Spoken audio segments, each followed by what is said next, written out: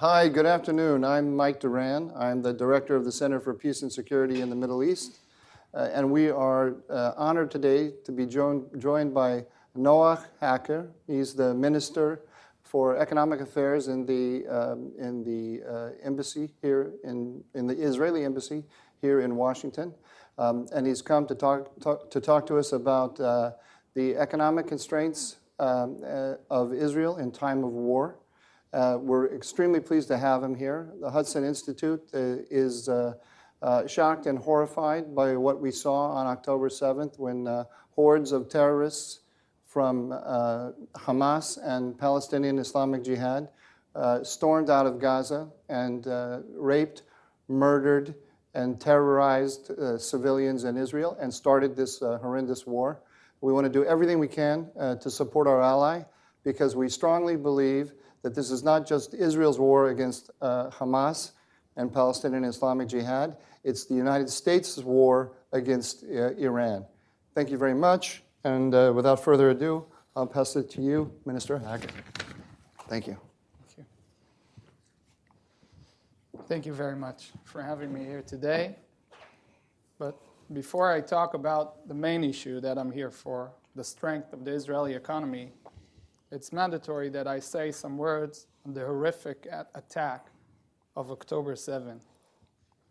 I stand before you today just more than 2.5 weeks after we witnessed the most horrific attack on the Jewish people since the Holocaust. All of us are filled with feelings of sorrow, anger, but most of all, we are fired by the unwavering determination and crystal clear resolve. This is a time of war. The Jewish people find themselves once again fighting for our very existence. The impact of these events has echoed not only within Israel, but also across the globe, deeply affecting the hearts and minds of people everywhere. It is with great importance that we remember the events that unfolded just a few days ago. On October 7th, during the Jewish holiday of Simchat Torah, Hamas, a terrorist group driven by the genocidal racism against the Jewish people, whose goal is to eliminate Israel as stated publicly in Hamas charter, unleashed a brutal assault on innocent civilians. These assaults began with heavy missile fire raining down upon Israeli cities, targeting innocent families in their homes as they slept on holiday morning. It escalated further with a ground invasion as thousands of armed terrorists infiltrated 30 residential communities and 12 army bases, employing the most extreme terrorist tactics. Hamas has shown the world that its place is with the worst of terrorists. Hamas is worse than ISIS. There can be no justification for these horrific acts. As Jewish people, these images are attached into our collective memory, serving as a stark reminder of some of the most challenging time our people have faced. I will say it again, not since the Holocaust have we seen so many Jewish people killed in a single day. This is not merely another terrorist attack. This is a threat unfolding practically in our own backyard. The Israeli people, the Jewish nation, we are at war, and we cannot accept anything less than a clear victory. The Jewish people cannot afford to lose. The message that must come from this war is clear to all those who desire to destroy us, led by Iran. The message that must come from this war is that the people of Israel, the Jewish nation, cannot be defeated. The civilized and moral world will always prevail over the barbaric one. The first week of fighting was dedicated to remove the bloodthirsty terrorist threat from our communities. As we entered our homes, the magnitude of the atrocities became painfully clear. Destruction, massacre, and plunder. Over 1,400 murdered, slaughtered. Over 4,000 wounded. Over 200 kidnapped. Men, women, young people, children and babies burned alive, Holocaust survivors kidnapped and murdered, and entire families forcibly taken from their homes with their small children. Entire families slaughtered. As time has passed, our intelligence services reveals that the acts of horrors carried out by Hamas were carefully premeditated.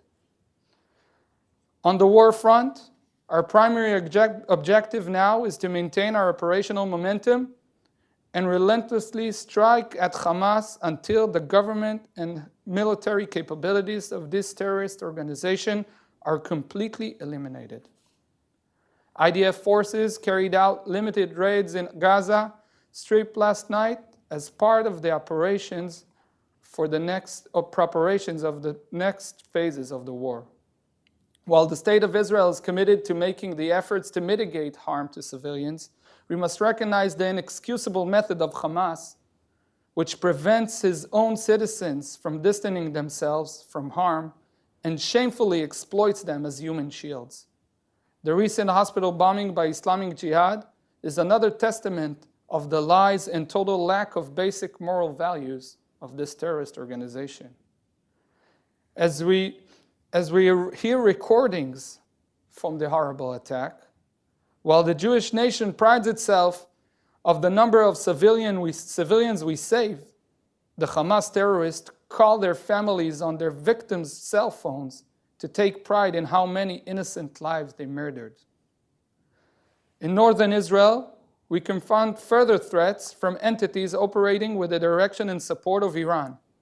They have chosen this moment to launch attacks against our nation, intensifying the potential for a prolonged regional conflict. While Israel did not seek this escalation, it is crucial to understand that should Hezbollah miscalculate and challenge us, our response will be lethal and resolute. But in face of these horrors, the Jewish spirit rises. All of Israel is one family. The spirit of Israel to volunteer, to unite, the determination to overcome any challenge emerges once more. Within the stories of horror, stories of heroism also come to light. The bravery of Israeli men and women who left their homes on a holiday without a call from the military authorities, but solely because they heard their brothers and sisters were in danger. In these difficult times, we are united. In these difficult times, we share the common goal and understanding that we have no other choice but to stand strong. The people of Israel will prevail. In times like this, it is essential to acknowledge the strength of Israel. Despite the recent challenges, Israel remains a global leader in innovation and technology and a firm and strong economic partner. Our nation's resilience, our creativity have always been remarkable. Today, I'd like to shed some light on the exceptional strength of the Israeli economy, which stands as a testament to our nation's unwavering determination. The Israeli economy has reached unprecedented levels of strength and stability, especially in face of adversity. It is important to recognize that our diversified economy is founded on solid and robust pillars. These pillars are reinforced by substantial data that unequivocally demonstrates our economic powers. Our economy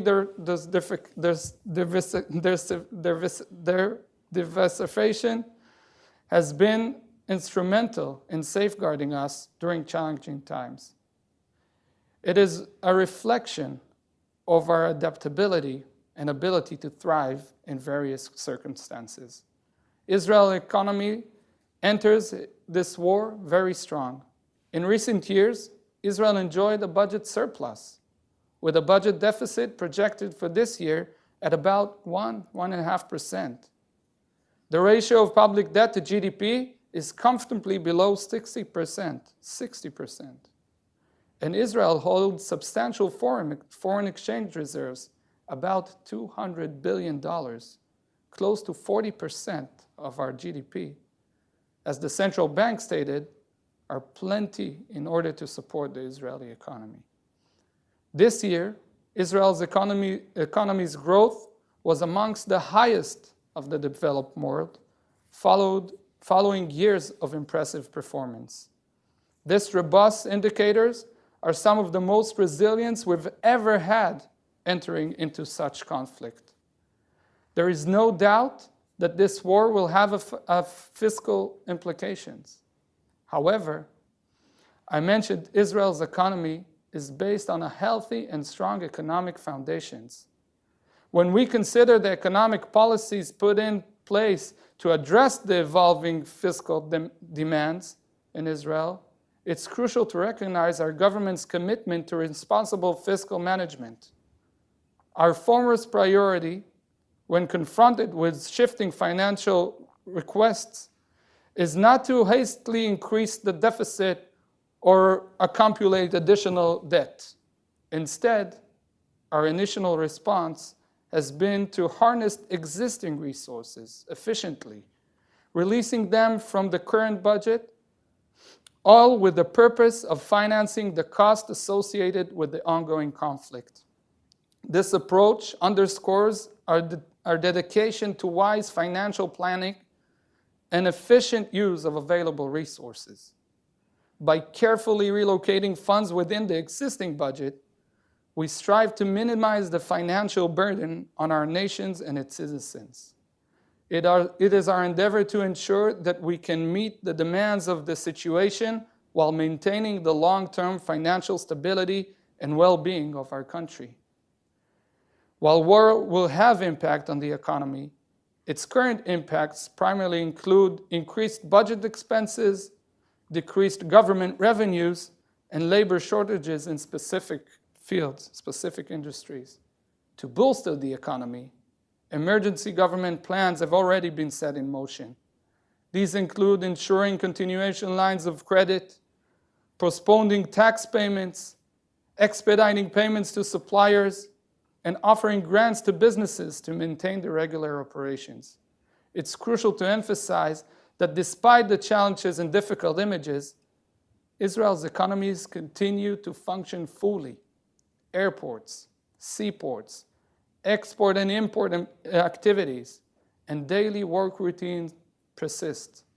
Furthermore, Israel has progressively shifted towards exporting services, surpassing the exports of goods in 2021.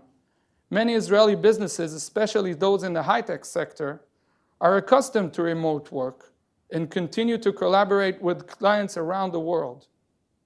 In fact, a recent article in a known US newspaper showcased that a startup founder who, even in military service, is continuing discussions with his team and advisors around the world.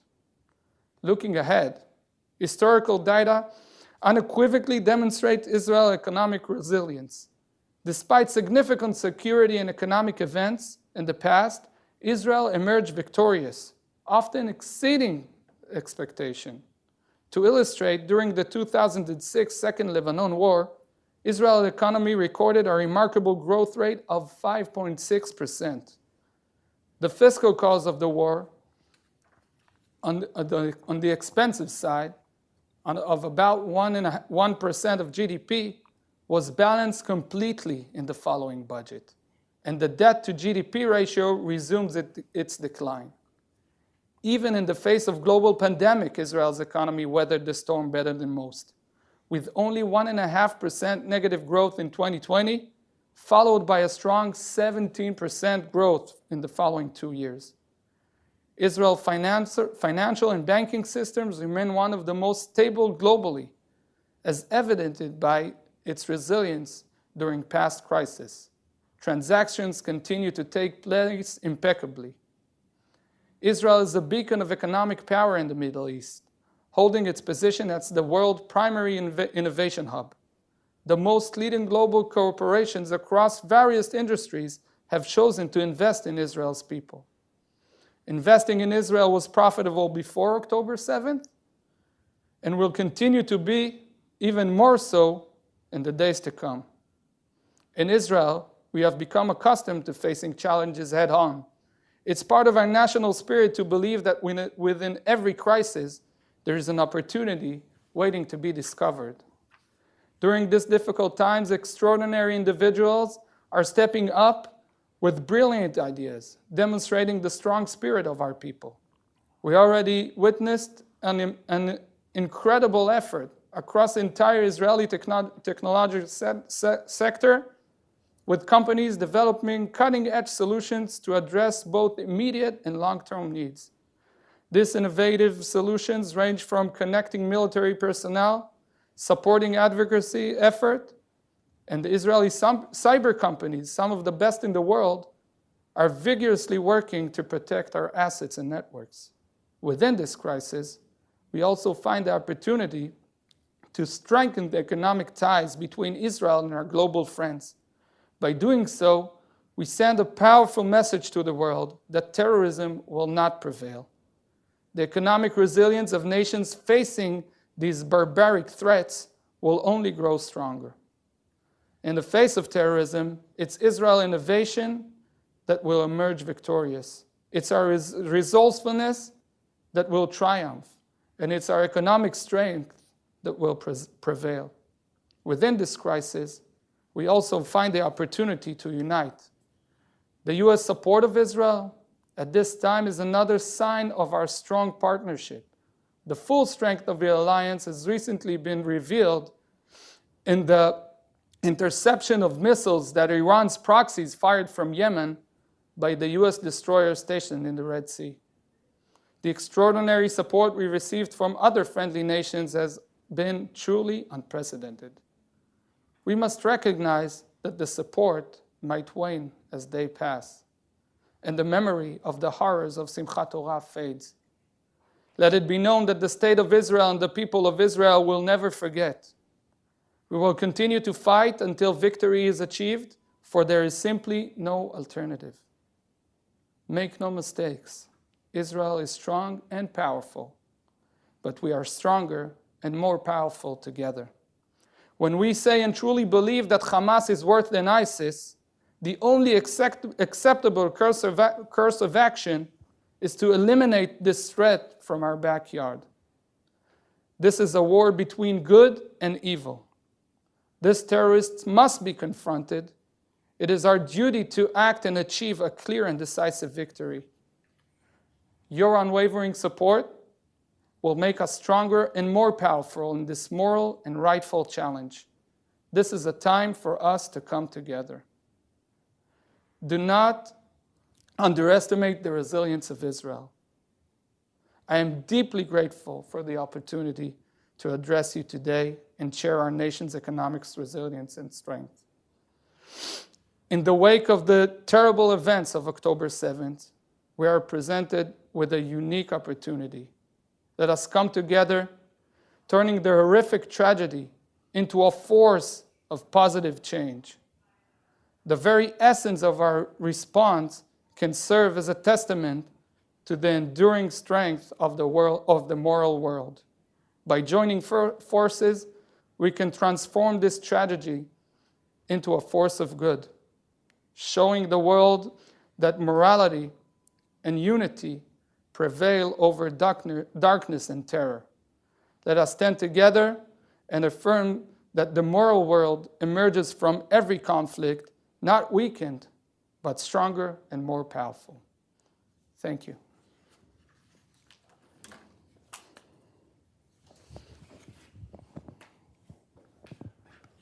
Okay, thank you. I have some really bad news. First of all, I have to apologize to you, because I said you were the economic minister, but you're the finance minister. Is that right? It's the same. Yeah. Okay, good. If you saw my bank account, you would realize that I know nothing about finance or economics, which is the bad news for you. I have to apologize that I'm going to ask you the questions that are on my mind, most of which don't have much to do with economics and finance. But we'll get back to economics and finance in the end. Let's start with the thing that is most on my mind, if you don't mind. But you mentioned it, which is the role of Iran here. how are you understanding the relationship between Iran, Hamas, Hezbollah, and so forth? So as I said, I'm the economic minister, but I'll try to give as much information as I can. First of all, on the economic side, what we know is those Hamas terrorists coming into and slaughtering our people, our women, our children. Those were all funded by Iran. Iran found 93%, I think, from the military budget of Hamas. About how much? About how much is that in? I don't have the exact number for you, and I'm not sure I can say what I do know. But of course, without those funds, it will be a different situation, and we need to understand that. For many years, we believed different things about Hamas. But I think what happened on October 7th teaches us that this terrorist organization that says what he wants to do is to murder and slaughter Israelis and Jews, and we should believe him and treat him the same.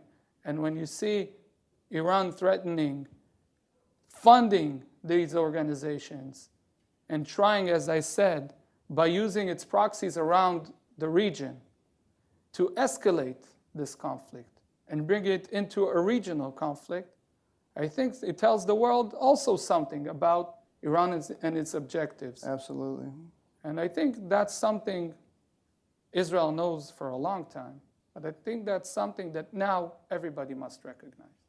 Let me ask you about the technique of Hamas using human shields to actually, I mean, it's almost a human sacrifice to guard their military facilities.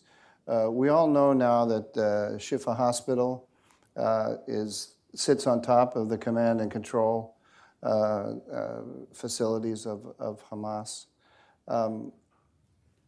This is a war crime. We all understand this. But it's also a very effective propaganda activity. We see, and one of the things that this conflict has revealed to all of us is the number of people and powerful states and entities out there who want to blame Israel for civilian casualties and are not going to admit that Hamas is carrying out this tactic. How can we fight against this? There's only one answer. I don't know if it's a good answer, but the only way we're going to fight it is with the truth. And I think we saw it in the jihad bombing of the hospital in Gaza. Israel, until we knew the truth, we didn't respond. We wanted to check and make sure and have the proof that this was Islamic jihad bombing. And only then we came out. And I think that's the only way to fight those lies. To bring the knowledge to the world. Just like happened a couple of hours ago with the IDF, showing the knowledge we have on the Hamas method using the hospital infrastructure. Just like the knowledge we have of Hamas taking water pipes that was brought into Gaza in order to create the flow of water to civilians. Taking them and making them into rockets. You're going to have to give us more information about this because I'm not. I'll send you the pictures. No, but you have to explain for the viewers. I'm not entirely familiar with the story you're talking about. You know, part of the water infrastructure are pipes. Mm-hmm. Those pipes come into Gaza with the objective of being deployed around like regular infrastructure in regular cities, and we have pictures showing Hamas taking the water pipes and turning them into rockets, cutting them, and creating rockets out of those water pipes. It's the same with fuel. We have recordings of them speaking about using the fuel that is there for their hospitals into their own needs. I think that was also published by the IDF just a couple of hours ago. So we see the methods of Hamas. we're different. We're trying to mitigate this harm to civilians. And they're trying to do the opposite. We even know they're not allowing people to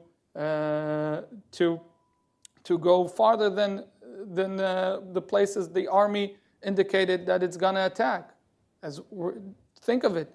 We're telling them where we're going to attack, so they'll find a way to go other places, and Hamas is not letting them go. So I think that's the whole story. And again, these are all evidence for the world to see. This is a terror organization of the worst kind. He is funded by Iran. This is the objective, not other things. So I think all of this data that we're bringing into the conversation, or letting everyone know, those are things that maybe the intelligence community knew. But now everybody knows. So you can't just say something else, or like imagine a different reality. When you see the data, you have to address it, and you have to understand what you're doing. And if you're trying to bring Iran and try to legitimize this behavior, I think today it will be more difficult. And I think we're starting to see it, even in places we haven't seen it before. My own view, and you don't have to respond to this, but my own view is, as I suggested when I introduced you, is that this is not just an attack on Israel. This is an attack on the American security system by Iran. The goal is to say that to send a message to everybody else in the region that if the United States will not come to the support of Israel, then it's not going to come to the support of you. The Iranian foreign minister has been in every capital of every country that's either has normalized with Israel or is normalizing with Israel to send that message directly, and we should be listening to it because it's directed at us, not just at you. You don't have to say that. I just say one thing about that. I'm sure you saw it, but there's a picture online which caught my eye and was very powerful to me. And that picture shows on one side the celebrations in Gaza after this terrible, terrible massacre. And on the other side, you see another celebration in Gaza. And that is just after the 9/11 attacks. And I think if people think it's only Israel, they should start believing what their eyes are seeing. This is not a war between Palestinians and Israelis. This is a war between good and evil. And to further make your point, the Iranians aren't hiding their hand. They're attacking Americans as we speak. So it ought to be obvious to everyone, but it can never be said too many times. Okay, so look, let me ask you some of the difficult questions that are on everybody's mind. What can you tell us about how did this happen? How did this, this is a multi-domain failure, but particularly an intelligence failure. Can you give us any sense of how it happened? I'll tell you something about that, and I'm not sure you're going to be happy with the answer, but that's the answer. Is it our fault?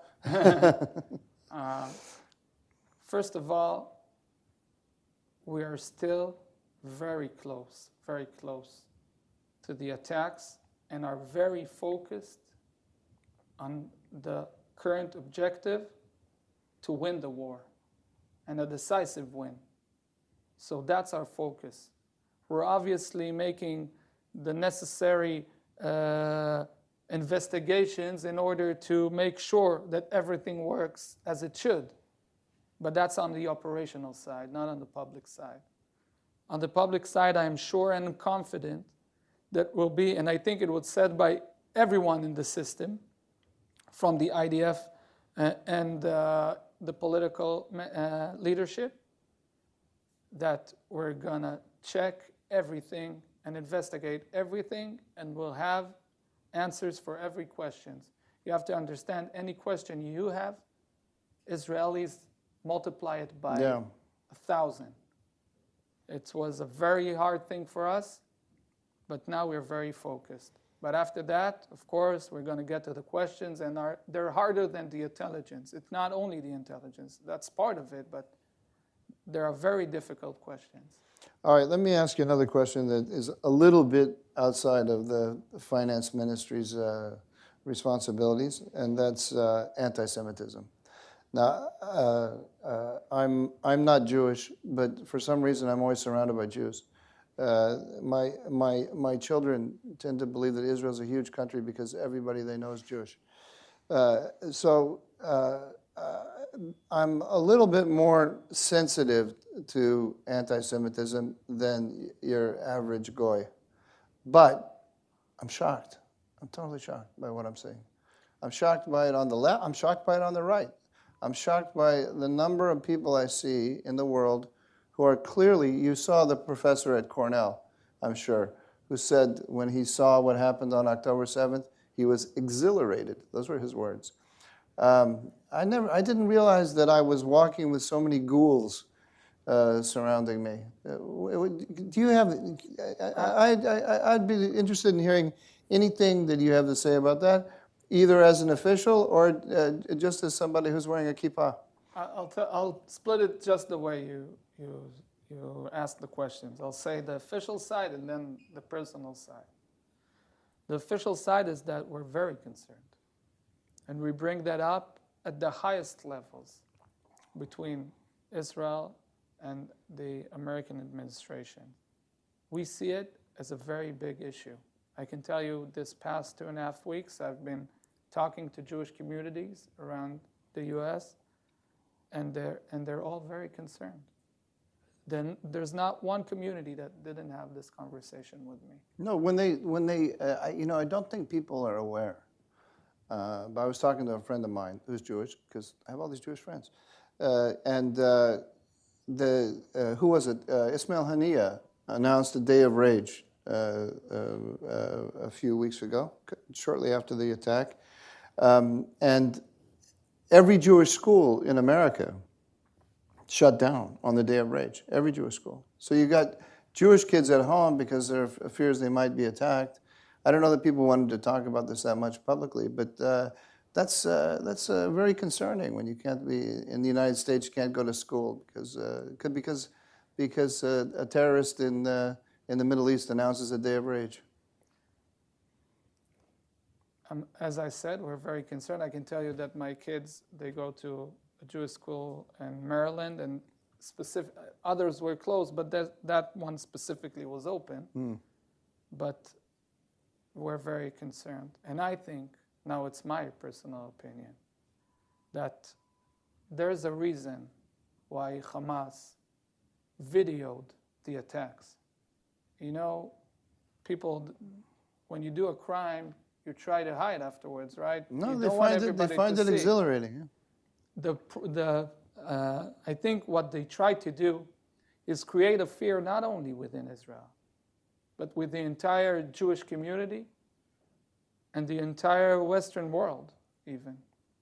And that fear shouldn't win. I think Jewish people in Israel should be proud, in America should be proud, and I think the people who needs to address it and make sure the Jewish people are safe are working on it, and we're also, every chance we get, at the highest levels, trying to bring that up. But it's also, we have the Jewish community here working on the matter, but of course the state of Israel, as the Jewish nation, the Jewish state, we're trying to do what we can, but it's very troubling, very troubling. It's the things you heard about on what happened 1930s. 80, 90 years ago. Yeah.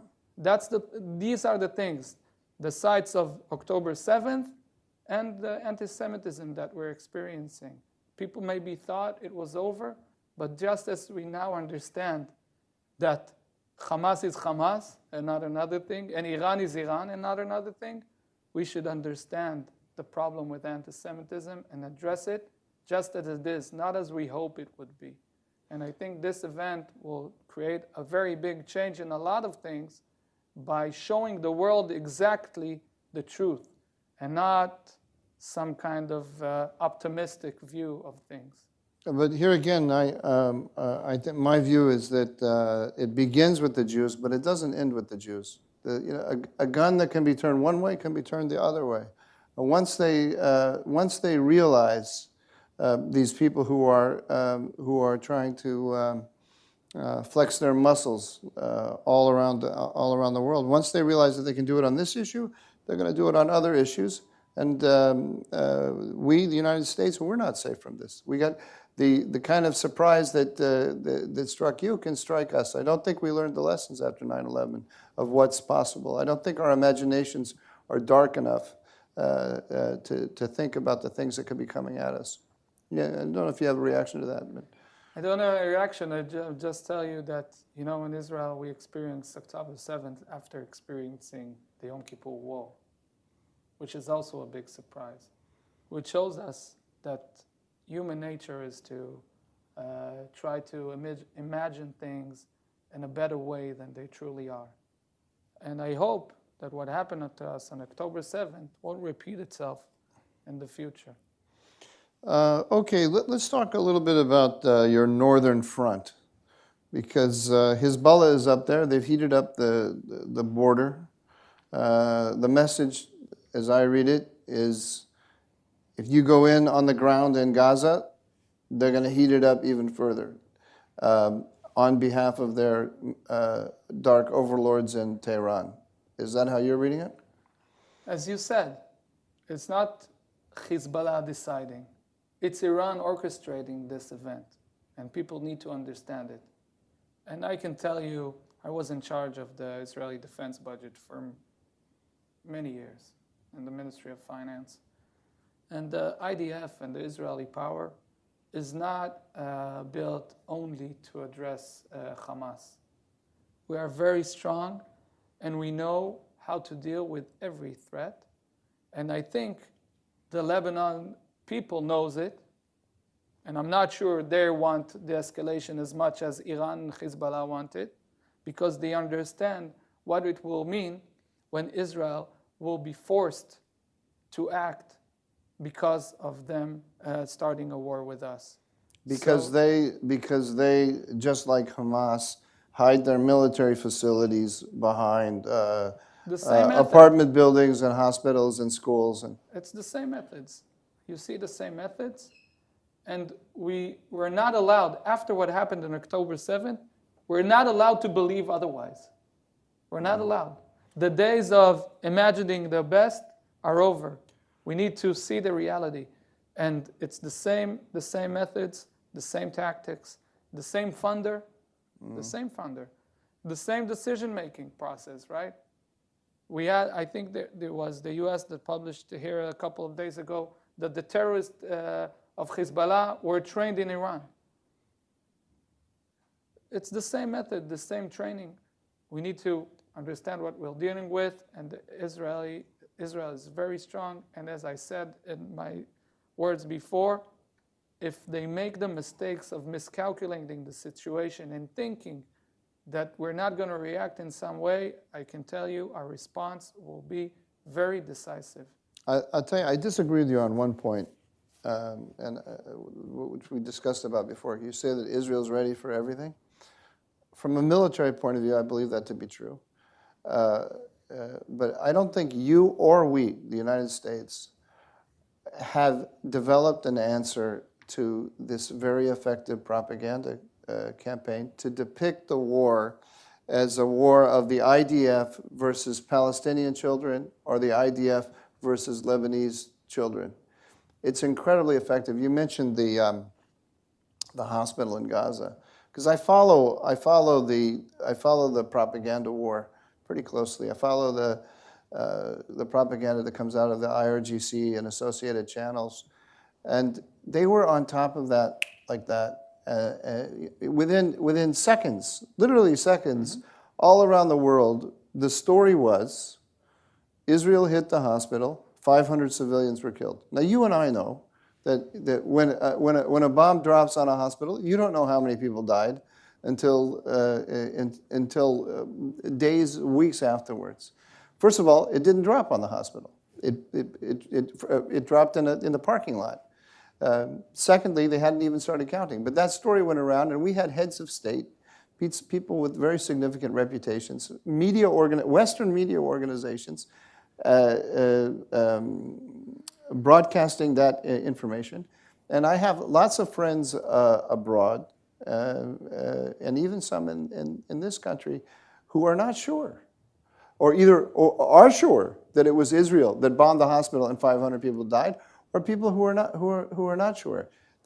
I would guess half the people who know in the world, at least half the people in the world who know about that event, believe that Israel did it. They believe the falsehood. And so I don't ask you to solve this. I don't have an answer either, but it's a huge problem because it has a political impact. We have people out in our streets who are chanting this now, in the American streets. But let me just separate the question a little bit, okay? Because social media, there's fake news everywhere, and I don't have a solution for that. But I'm talking about, let's say, more organized, reputable media organizations, news broadcasters, that you would think, even heads of state, of course, you would think, I'm not talking heads of state that even if you show them, say it's Israel because their agenda is to anti-Israel, but you think that news broadcast will wait to see the truth, right? Or even if they didn't wait and made the mistakes, after presented with the truth, will probably issue it out and say, well, we made a big mistake and how could we do it? We didn't check. We're a news broadcaster. We didn't check.